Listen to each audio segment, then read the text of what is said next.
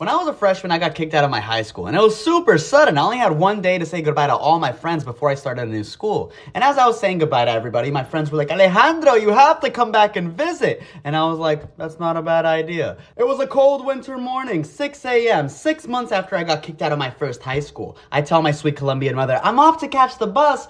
But instead of walking to my bus stop to catch the bus to my new school, I walk past it. I walk and I walk until I reach some woods, and I walk deep into the woods. I lived in North Carolina, which means I lived in the suburbs, and everything in the suburbs is connected by woods. You walk deep into some woods, you're gonna pop out of some random neighborhood.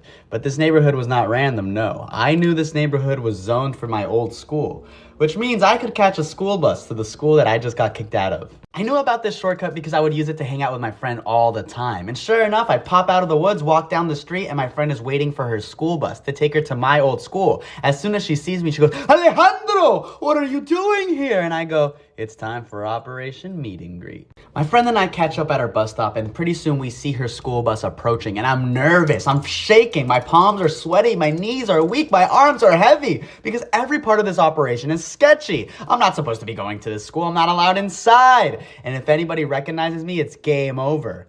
But I go up to her school bus, I walk up, I sit down, and the bus driver looks at me like, are you new? And I go, yes, I just moved here from Colombia. The bus driver squints at me and goes, welcome to America! And then she drives us to my old school. And Operation Meet and Greet officially has begun. The plan was simple. I just wanted to go to all my old classes, visit my old friends, and dip by lunchtime. But as we're approaching the school, I see the principal who kicked me out in the first place, standing in front of the school with a clipboard, marking off the buses that arrive. I'm shaking again. I go, this guy definitely knows who I am.